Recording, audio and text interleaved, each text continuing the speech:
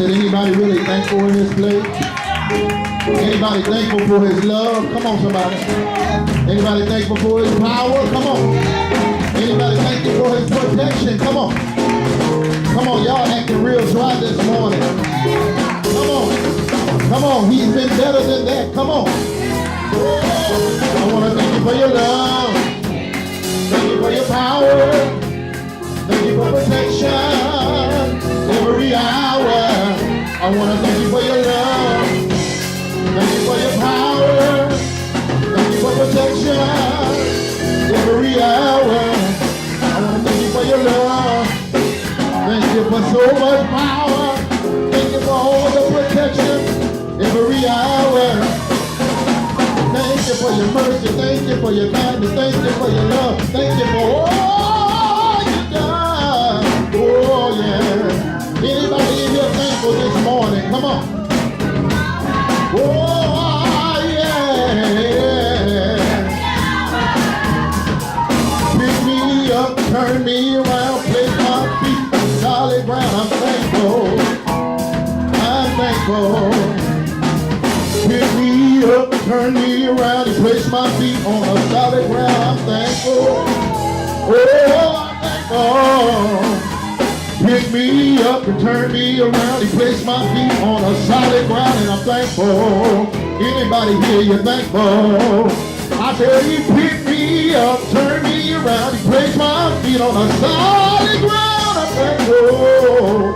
Yeah, I want to thank you for your love. Thank you for your power. Thank you for protection every hour. Thank you for your love. Thank you for your power. Thank you for protection. You did it every hour. Thank you for your love. Yeah. Thank you for your power. Thank you for protection. You did it every hour.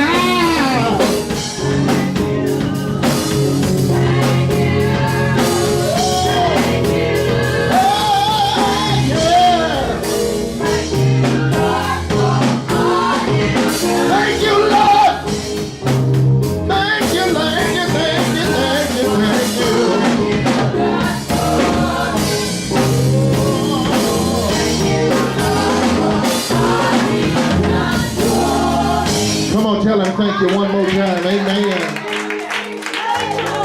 Amen. Matthew, the Gospel of Mark chapter 5. Amen.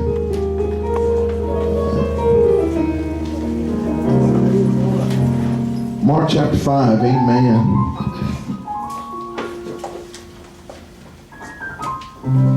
It's a blessed day. Amen. And I pray to God that people of God will get to the place where you realize how blessed you are.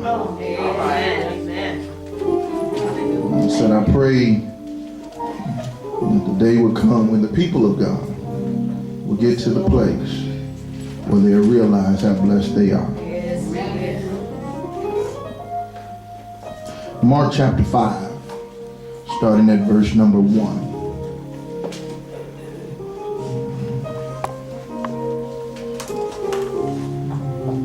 When you have it, say, I got it. I got it. I got it. Verse number 1 says, and they came over unto the other side of the sea into the country of the Gadarenes. And when he was come out of the ship, immediately there met him out of the tombs a man with an unclean spirit, who had his dwelling among the tombs, and no man could bind him, though not with chains, because that he had been often bound with fetters and chains, and the chains had been plucked asunder by him. The fetters broke into pieces, neither could any man tame him.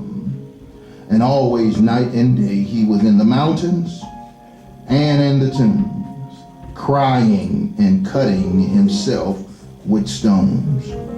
But when he saw Jesus,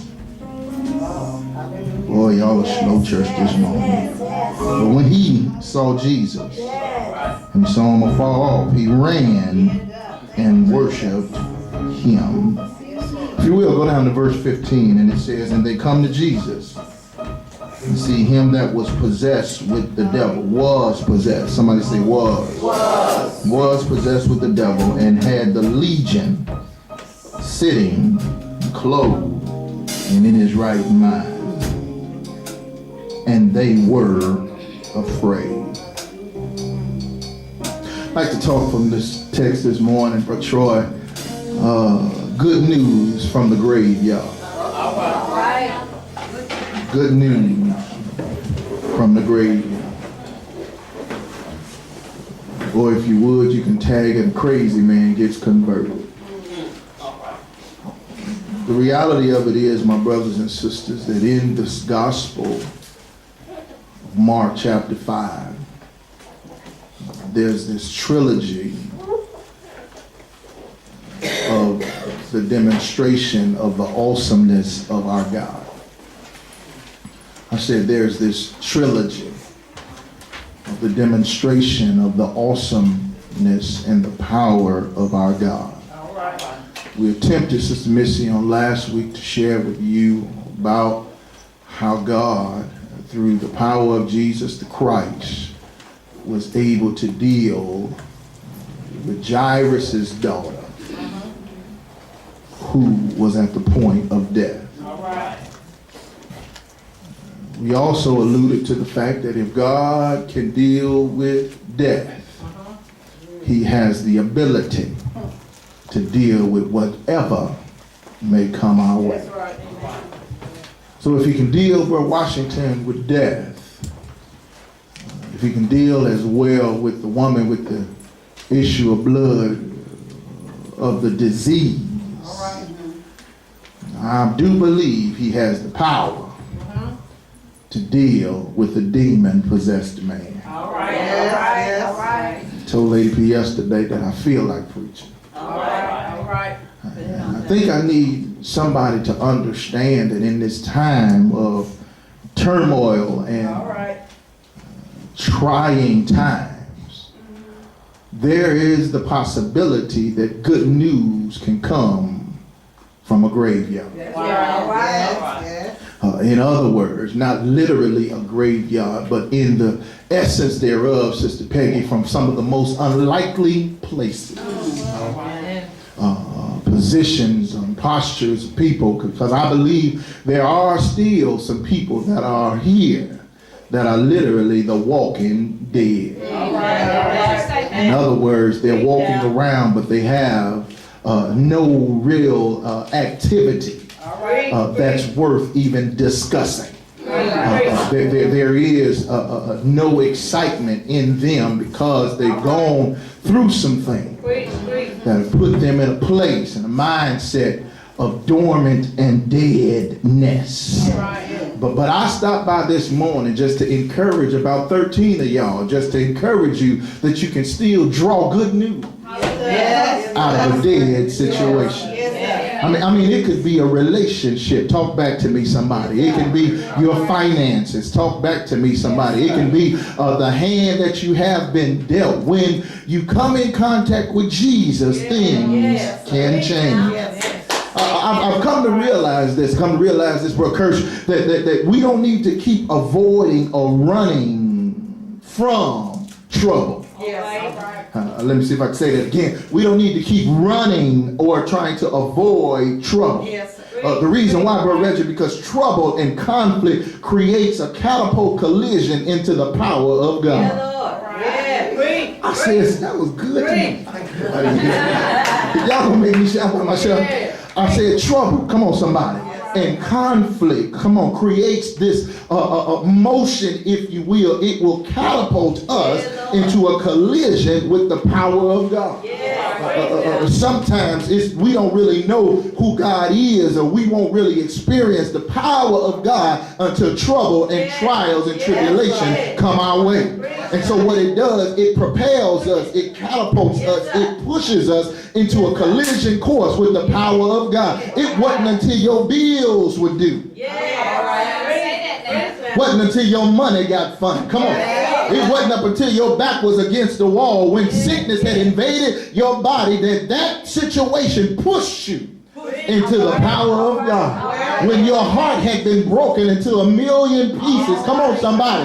When they dropped you, come on, somebody, and you felt like all was lost, it really pushed you into the power of God and the presence of God that made you pray like you've never prayed before. I mean, we pray, thank you, Lord, for waking us up this morning, but the reality of it is we really know how to get a prayer through when our back is up against the wall. Anybody ever been in a situation when you really knew that the only way you were going to get your situation changed was you had to pray to the power of God? When situations were overwhelming, you prayed so hard, and what it really did was push you into the power of God.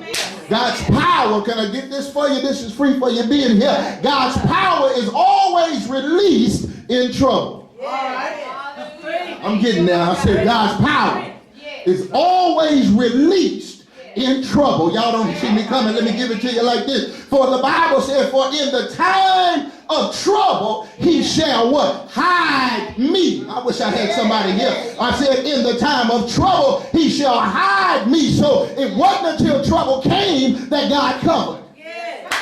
I said it wasn't until trouble came that God covered. So that lets me know that he'll release his power in the time of my trouble. Not only that, let me see if I can help somebody here. Our strength is made perfect, come on somebody, in our trouble. In other words, you really don't know what you got until you get in trouble.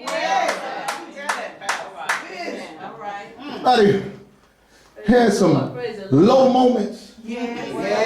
Some giving up moments. So I'm sick and tired of being sick and tired moments. And it wasn't until that time that you realized that God was able.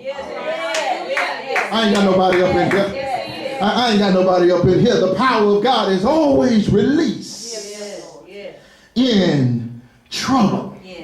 And so sometimes you'll find yourself in some very vicarious situations, but I stopped by to encourage somebody this morning to know that there can be good that can come out of a graveyard. Here it is. The Bible says, and they came over unto the other side of the sea in the country of the Gadarenes. Somebody say the Gadarenes. This Gadarenes is the place. Literally, it's called Gadara. Gadara, this surrounding region where at this time here it's a very unlikely place. It's a very unfit place because it used to be a place, come on somebody, that served God, that loved God, that was monotheistic. Mono meaning one. They served one God, but now they've eradicated and gone around the fact of serving one God to having many gods. Evidently, they didn't believe that the one and true God was enough God. Come on somebody. So they started allowing everything else to come around, and they supported it. Now it's a Gentile nation, and I believe that there's some Gadarean mentality folk even up in UBC.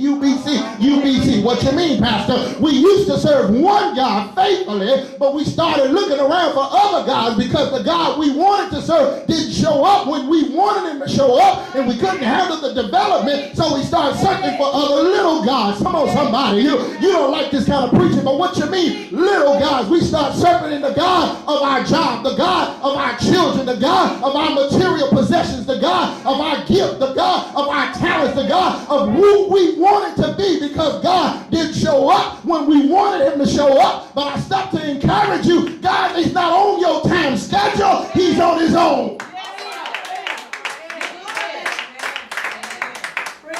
So literally saying that the one true God wasn't enough. And so it became a very unlikely place.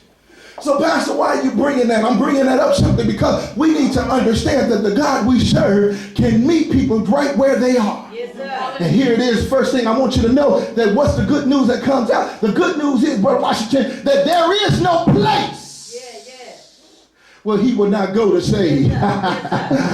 Somebody need to be excited about that, because there's no place that he won't go to save. You can be in the gutter and he'll save you. You can be in a low place and he'll save you. You can be behind prison walls and he'll save you. You can be locked down and you can be out. You can be in your valley and he's still the same. The God that'll come where you are and meet you. The Bible said, and there came Jesus over in a cross. See. When he had come out of the ship, immediately there met him out of the tombs a man, hallelujah, yes, with an unclean spirit. Somebody say, there's no place he will not go. And somebody ought to be glad about that. He'll come to Brandon. Come on, somebody. He'll come to Pearl. Come on, somebody. He'll go to the south side of Jackson. Talk to me, somebody. He'll meet you up in Campbell. I wish I had a sanctified witness here to know that he's just not a northern God that'll save in Chicago. He's a God that'll save in Mississippi. Come on, somebody. Tell your neighbor, there's no place he will not go. Texas Taylor to teach us not only is there no place he will not go, but he said, he who had his dwellings in the tombs, no man could bind him, no, not with chains. He was possessed with demons. Literally between 3,000 to 6,000 demons had occupied his body. I wish I had somebody here. Those negative, contrary spirit had invaded him to the point that it was 3,000 to 6,000 spirits inside of this crazy man. But it's a good thing that he met Jesus. Yeah. I know you call folks crazy. Come on, somebody. But they wasn't legion kind of crazy. Come on, somebody.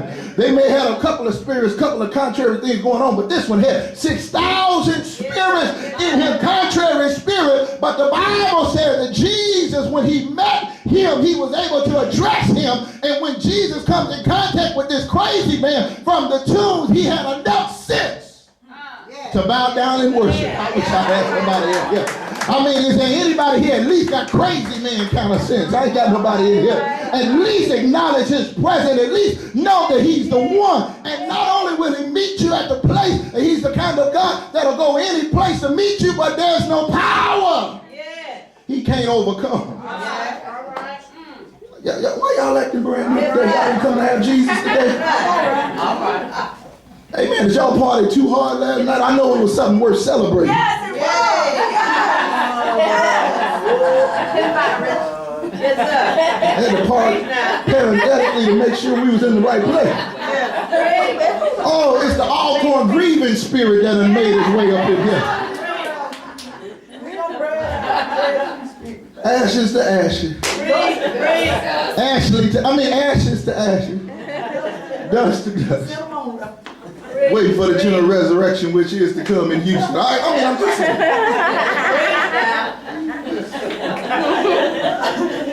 We got pain this morning. Yes, sir. But there's no power he can't overcome. Tell somebody that's good news to me. Because no matter whatever the force is, whatever the friction may be, there's nothing he can't overcome. Yes, sir. Do y'all get that out of the text today? Yes, sir. Regardless of what the enemy is trying to give unto you and make you believe, get you to buy into, there's nothing.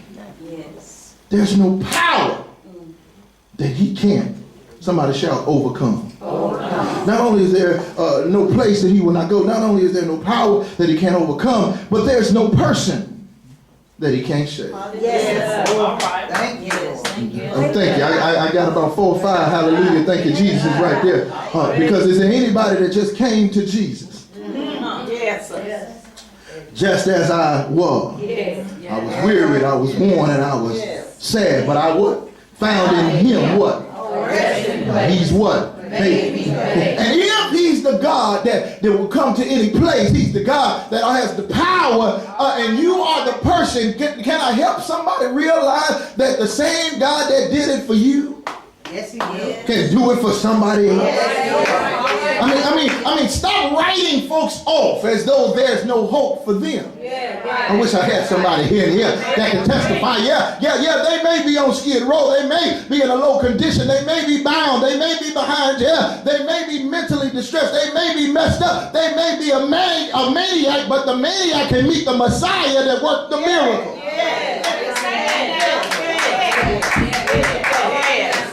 So a crazy man can get converted. Come on, somebody. I said, don't look at him, but just kind of nudge the person next to you and say, he could be talking about you. He could be talking about you. I feel something pushing me. This is Grace. I feel something pushing me. I got the boots on. I feel something pushing me. I feel something pushing me. Somebody need to realize that there's a conversion experience that can take place in the hearts and minds. The Bible says he was crazy. Literally says he was crazy. How do you figure that? Because he's living in a graveyard. He's dwelling in the tombs. He's dwelling, and the reality of it is that he didn't get there accidentally. He was placed there. How do you know? Because the Bible says he was bound with chains and fetters. So somebody thought he wasn't worth saving. Yeah, all right now. Does anybody realize the songwriter said he thought I was worth saving? But evidently, Paul, somebody thought he wasn't worth it, and they didn't want to deal with him anymore. So they bound him up and put him in a place where he could make all the noise he wanted, and wouldn't nobody say nothing. If he was bound in the graveyard, shouldn't nobody be saying nothing? I wish I had somebody in here. Is there anybody, if you were in a graveyard and all of a sudden you know ain't nobody there but you, and all of a sudden you start hearing something, would you be cool?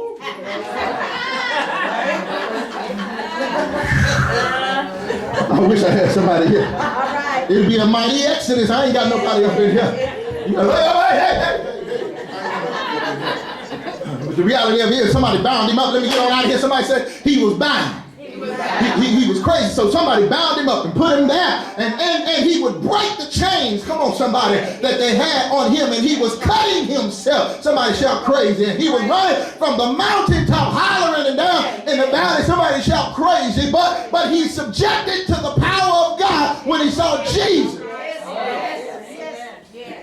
So I'm going to the house when I let you know there's no place that he will not go to save you. There's no power he cannot overcome, and there's no person he will not save. But I read verse 15 because it's imperative is that when he meets Jesus, he goes through this transformation where Jesus speaks to the demons in him.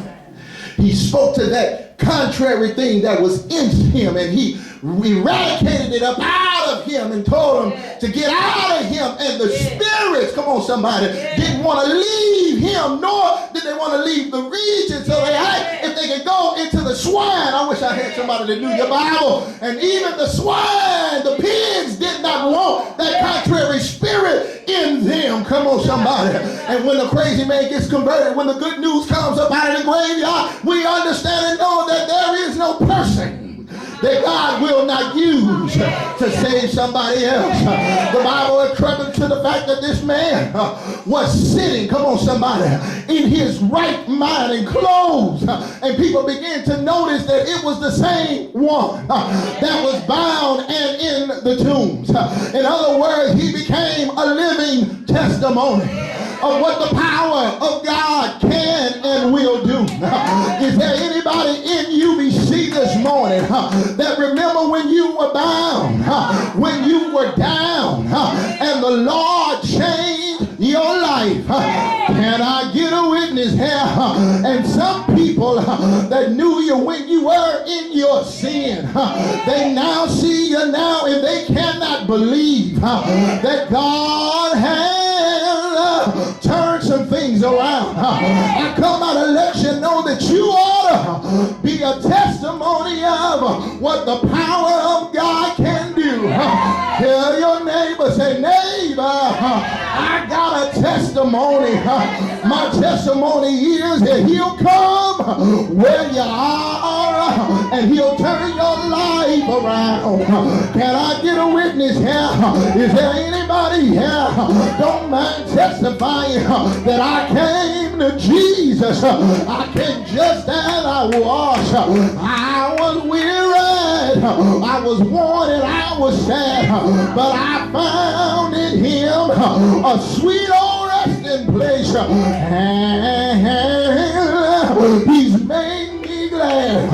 I used to be that crazy man, but I got converted.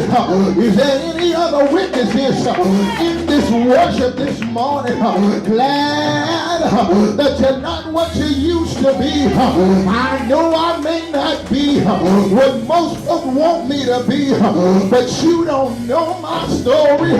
You don't know how far back I was. You don't know how terrible I was. My mind was messed up, which made my behaviors messed up. But I'm glad I met him.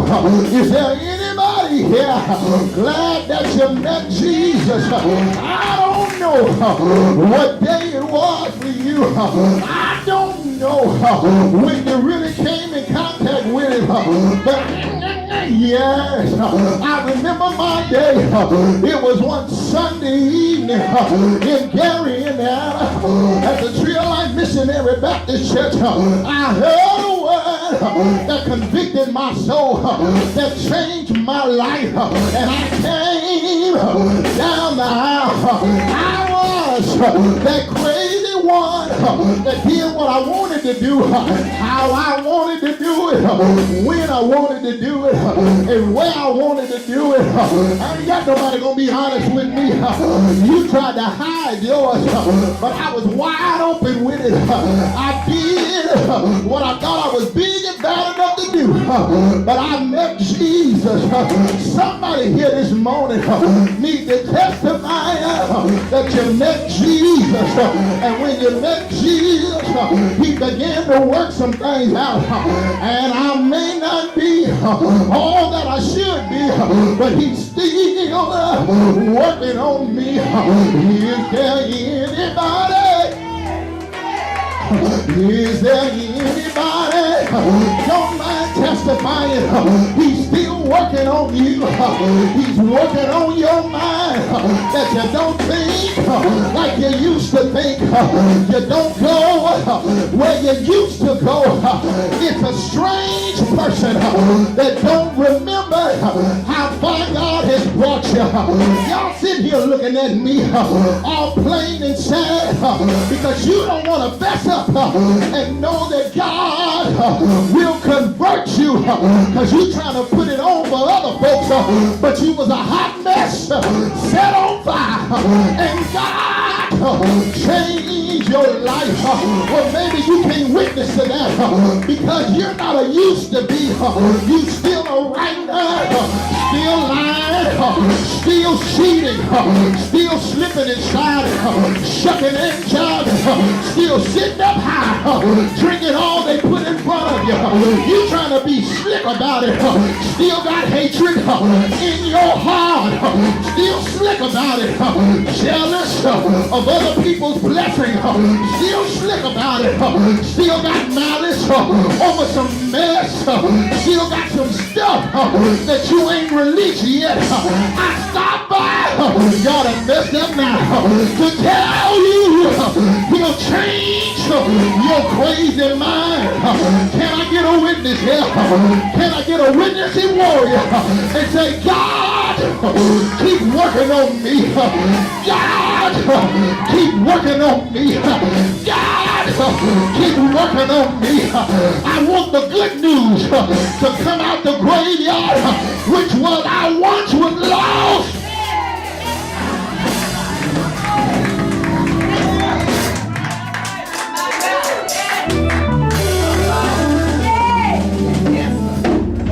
I once was lost. Yes, thank you, Lord. But now I'm free. Yes. I once was blind. Thank you. Thank you, Lord. Hallelujah. Yes. Bless your name, oh God. Thank you, God. Thank you, God. Thank you, Jesus. Thank you. Your life ought to be a testimony Thank you, Lord. what the power of God can do. My God. Thank you, Lord. Thank you, Lord. And see, more times than not, we put on our Oscar-winning performances in front of the wrong crowd. My God. Jesus. All right. What do you mean, Pastor? When you look at it from the perspective of a theater production, Deacon Kirsch, they practice the production All right. Mr. Cheney, when we did our little play skit that we had fun practicing. But the best performance was when we got before folks that didn't know what the outcome was going to be. Yes, that's right. Thank you, God. Wouldn't it have been a sad indictment for our best performance would have been just in practice? Yes. All right. Amongst people that already knew what your line was going to be, already knew what your purpose was, what you were trying to accomplish. All right. All right. That's literally what we do as Christian folk a lot of time. Yes. Hallelujah. Thank you, God. We give the best performances on Sunday morning around folks. Wow. But then when we get in the Word, we scale back. The Bible says he was sitting there clothed and in his right mind. And literally because of the conversion experience that he had, the text says, when you read verse 16 and verse 17, that the people wanted to put Jesus up out of the area. That's right. That's right. Because of the conversion of the crazy man. I said he was clothed, sitting, and in his right mind.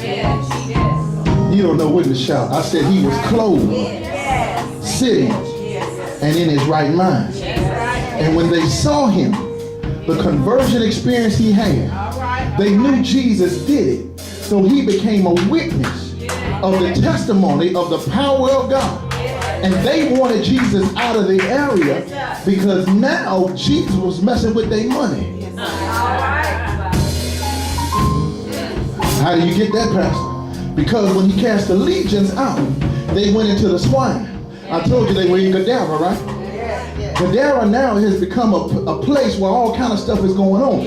Pigs being there is already the indication that it was not a place for the Christian Jews to be. Y'all sitting here looking at me. So with the pigs being there, it was an indication that swine was a commercial property. It was money for them. And if Jesus took the legions and put them in the swine, and then they went and jumped themselves off into the abyss and killed themselves, they lost money.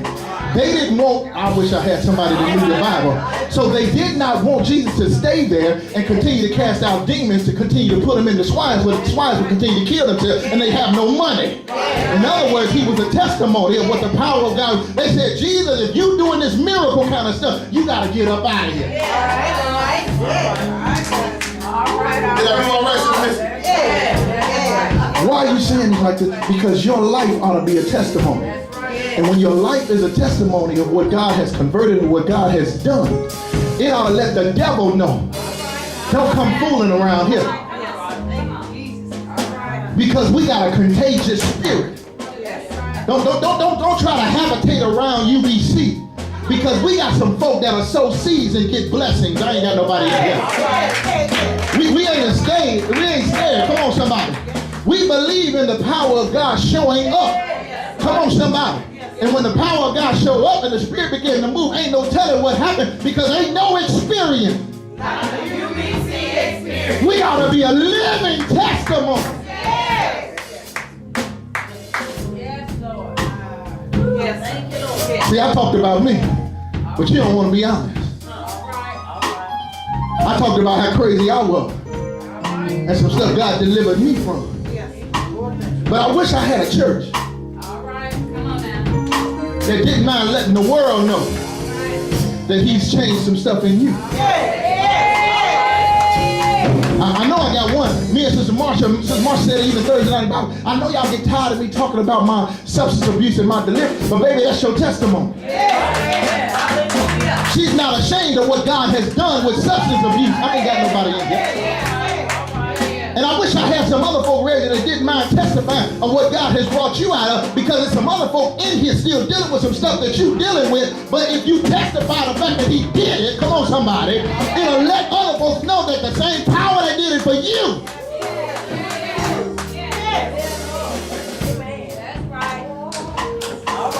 I'm trying to be good. I'm trying to be good, Jenny. Because I wasn't the only hoe in the church.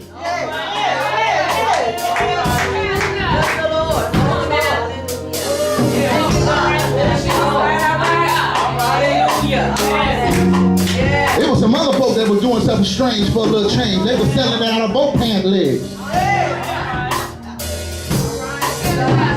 I'm gonna move on, but y'all keep looking at me like y'all don't get it, so I gotta stay there until I make sure you get it.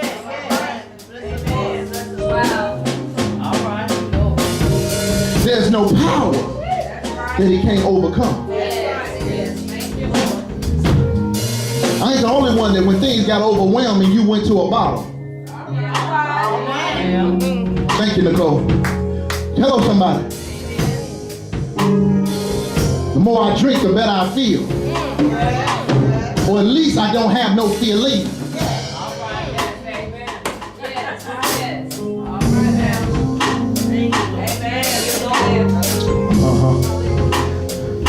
I see how this gonna be.